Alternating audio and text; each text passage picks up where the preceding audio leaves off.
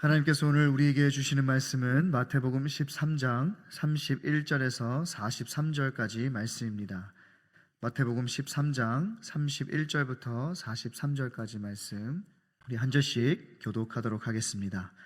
31절 말씀 제가 먼저 봉독합니다. 또 비유를 들어 이르시되 천국은 마치 사람이 자기 밭에 갖다 심은 겨자씨 한 알 같으니 이는 모든 씨보다 자란 후에는 풀보다 커서 나무가 되매 공중의 새들이 와서 그 가지에 깃들이니라. 또 비유로 말씀하시되 천국은 마치 여자가 가루 서말 속에 갖다 넣어 전부 부풀게 한 누룩과 같으니라. 그래서 이 모든 것을 우리에게 비유로 말씀하시고 비유가 아니면 아무것도 말씀하지 아니하셨으니 이는 선지자를 통하여 말씀하신 바 내가 입을 열어 비유로 말하고 창세부터 감추인 것들을 드러내리라 함을 이루려 하심이라. 이 예수께서 무리를 떠나 밭의 가라지의 비유를 우리에게 설명하여 주소서. 대답하여 이르시되 좋은 씨를 뿌리는 이는 인자요 밭은 세상이요 좋은 씨는 천국의 아들들이요 가라지는 악한 자의 아들들이요 가라지를 뿌린 원수는 마귀요 추수 때는 세상 끝이요 추수꾼은 천사들이니 불에 사르는 것 같이 세상 끝에도 그러하리라. 인자가 그 천사들을 보내리니 그들이 그 나라에서 모든 넘어지게 하는 것과 또 불법을 행하는 자들을 거두어내어 불무불에 던져 넣으리니. 함께 보겠습니다. 그때 의인들은 자기 아버지 나라에서 해와 같이 빛나리라. 귀 있는 자는 들으라. 아멘. 여러분, 오늘 말씀을 읽으면서 생각나는 성경 구절이 혹시 있으신가요? 저는 이 말씀을 읽으면서 욥기 8장 7절의 말씀이 생각이 났습니다. 뭔지 아시겠어요? 내 시작은 미약하였으나 내 나중은 창대하리라. 어디서 많이 듣고 보신 말씀이시죠? 보통 사업처를 새로 오픈하거나 또는 새 집을 사서 이제 신방을 갈 때에 이 말씀을 가지고 가서 축복을 하기도 하고 또 이 성경 구절이 담긴 액자를 선물하기도 하고 또 그것을 사업처나 집안에 이렇게 걸어 놓기도 합니다. 이 말씀을 받으면서 우리가 기대하는 것은 무엇일까요? 비록 지금의 시작은 그리 크지 않고 딱히 이렇게 내세울 것은 없지만 이것이 시작이 되어 나중에는 더 큰 사업 또 더 큰 집을 장만하기를 바라는 그 마음의 소원이 그 마음 가운데 있는 것이죠.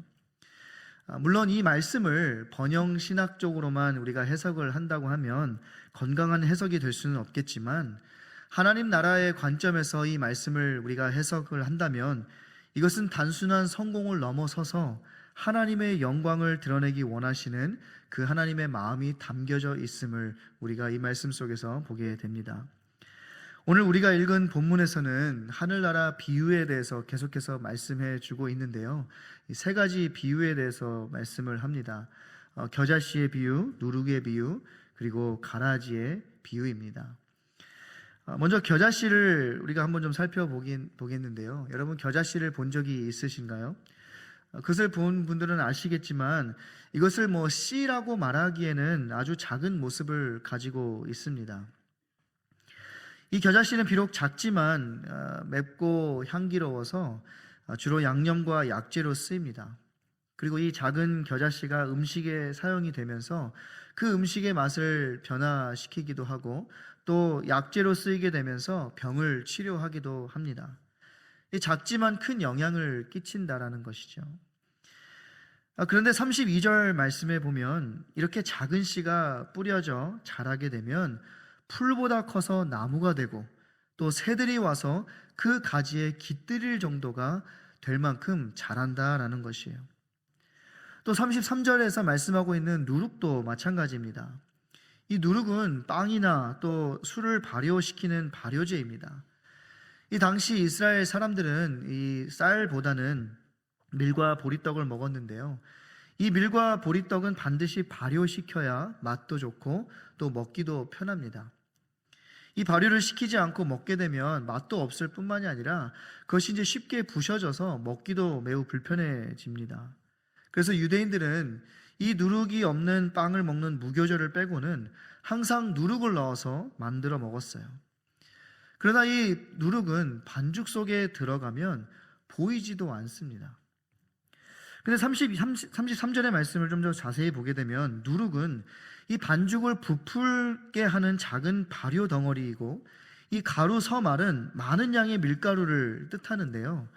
이 작은 발효 덩어리가 많은 밀가루에 첨가되면서 그 밀가루 전체를, 그 전부를 부풀게 한다라는 그러한 뜻인데, 이 작고 미약한 것이 전체에 큰 영향을 끼칠 수도 있다라는 것을 말씀해 주고 있습니다. 여러분, 우리 기독교를 한번 살펴보면 기독교는 이러한 겨자씨와 누룩과 같이 이 미약한 상황에서 시작이 되었어요. 예수님께서 태어나셨을 때는 당시는 돈과 권력과 그러한 힘을 가진 로마 제국이 세상을 지배하고 있었을 때였습니다. 그러나 예수님께서는 어떠한 그런 화려한 궁전이 아니라 보잘것없는 베들레헴 마구간에서 태어나셨어요. 그리고 갈릴리 나사렛이라는 그런 작고 외진 동네에서 목수의 아들로 자라셨습니다. 그 이후에 천국 복음을 전하기 위해서 이 제자들을 부르시는데, 그 제자들도 갈릴리 어부들과 또 세리와 같이 이 보잘것없는 그러한 사람들을 데리고 사역을 하셨습니다. 더 나아가 예수님께서 돌아가실 때도 어떠한 왕좌가 아니라, 궁전이 아니라 십자가에서 이 강도들과 함께 매달려 죽으셨으니, 그 예수님의 생애를 인간적인 방법으로, 그 기준으로, 또 세상적인 기준으로 본다면 전혀 위대하게 보이지 않을 수도 있는 것이죠.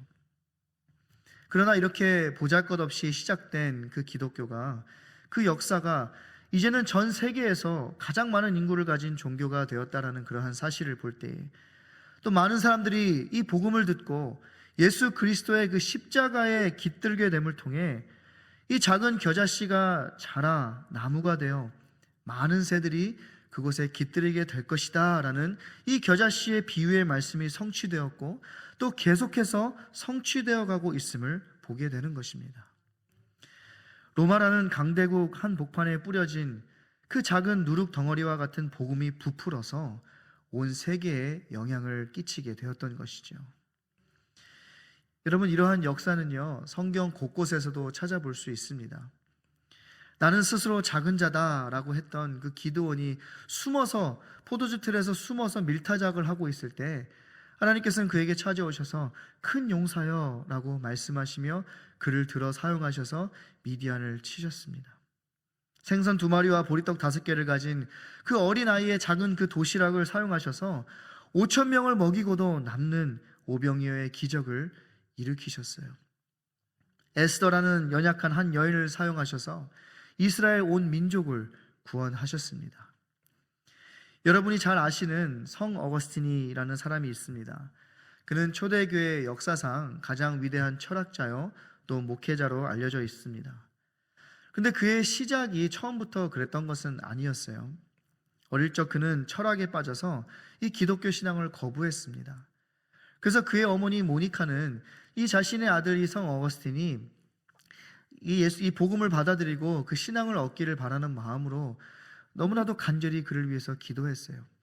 기도밖에는 할 수 있는 것이 없어서 비록 작은 기도였지만 그를 위해 기도하기 시작했습니다. 그 이후에 어떠한 하나님의 그 때가 되어서 그가 그 복음을 받아들이게 되었고, 복음을 깨닫게 되므로 기독교에 가장 큰 영향을 끼치는 사람이 되었던 것이었어요.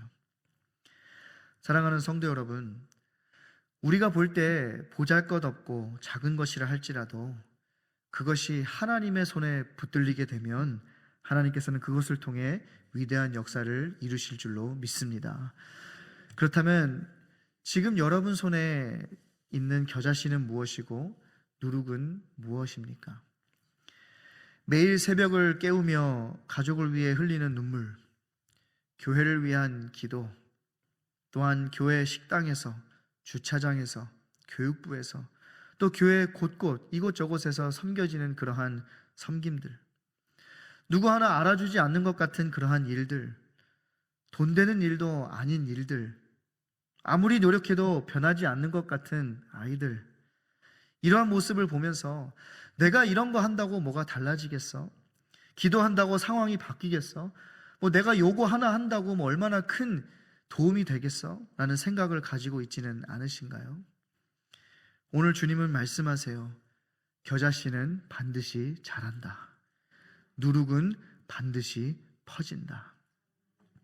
지금은 어떠한 변화가 없는 것처럼 보여도 예수 그리스도의 이름으로 뿌려진 씨앗은 반드시 자랄 것이고 하나님의 때가 되면 반드시 열매 맺혀질 줄로 믿으시기를 바랍니다.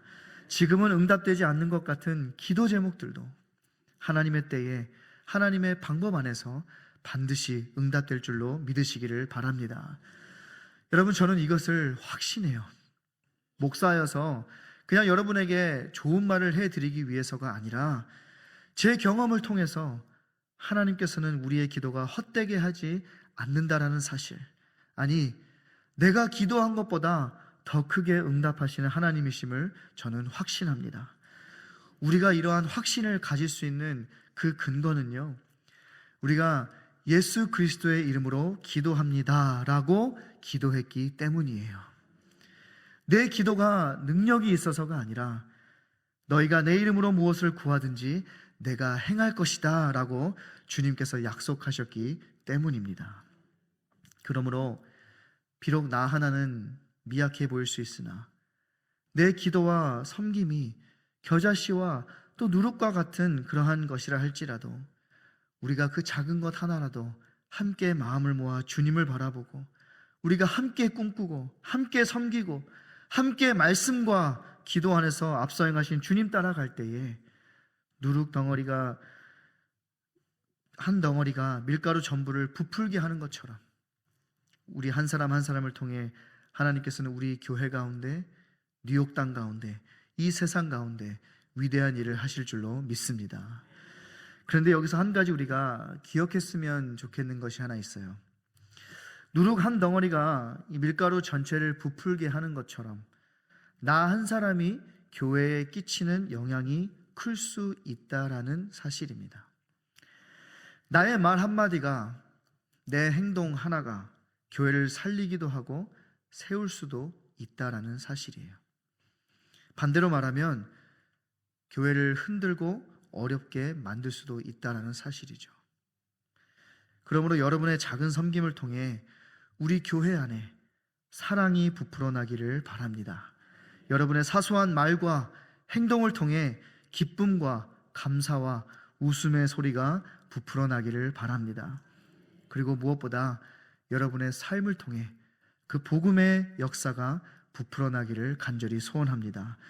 우리는 2026년을 온 세대가 함께 꿈꾸는 공동체가 되게 하소서라는 그러한 표어로 시작을 했습니다. 온 세대가 함께 꿈을 꾼다라는 것, 제자가 되어 온 열방을 살리고 복음으로 세계를 섬기는 교회가 된다라는 것, 1만 1천의 그 비전을 이룬다는 것, 여러분, 이것은 말처럼 쉬운 일은 아닙니다. 그러나 겨자씨와 같은 나의 믿음과 기도, 누룩과 같은 작은 섬김과 그러한 삶의 모습들이 하나씩 하나씩 모여질 때에 하나님께서는 우리 교회로 하여금 공중의 새들이 와서 그 가지에 깃들이게 되는 것처럼 뉴욕의 많은 사람들이 우리 뉴장에 와서 예수 그리스도 안에서 깃들이게 되는 그러한 은혜가 있게 될 줄로 믿습니다. 작은 누룩 덩어리, 그 한 덩어리로 말미암아 이 밀가루 전부가 부풀어지는 것처럼 여러분의 기도와 그 섬김을 통해 우리 교회를 통하여 복음의 확장이 부풀어 일어날 줄로 믿습니다. 그러므로 오늘부터 다시 그 기도의 씨를 뿌리십시오. 교회와 여러분의 삶 속에서 좋은 누룩이 되어 주십시오. 하나님의 때에 반드시 자라고 부풀게 하실 줄로 믿습니다. 그러므로 사랑하는 우리 모든 뉴장의 성도들이 36절 이하의 그 말씀대로 가라지와 같은 씨를 뿌리는 자가 아니라 좋은 씨를 뿌리는 자가 되어서 아버지 나라에서 해와 같이 빛나는 그러한 축복과 영광을 누리시는 축복의 주인공들 다 되시기를 주님의 이름으로 간절히 축원합니다. 제가 기도하겠습니다. 하나님, 감사합니다. 오늘 말씀을 통하여서 다시 한번 우리를 깨우쳐 주시니 감사합니다. 비록 겨자씨와 같은 누룩과 같은 미약한 우리이지만 하나님의 손에 붙들릴 때에 그것이 위대하게 쓰임 받을 줄로 믿사오니 우리의 기도를 주님 앞에 드리게 하여 주시고 우리의 삶을 주님께 드리게 하여 주시고 우리의 모든 전부를 주님께 드려 맡김으로 말미암아 하나님의 놀라운 역사를 경험하고 묵도하는 우리 모든 축복의 주인공들 다 될 수 있도록 주님 은혜를 베풀어 주시옵소서. 감사하며 예수님의 이름으로 기도합니다. 아멘.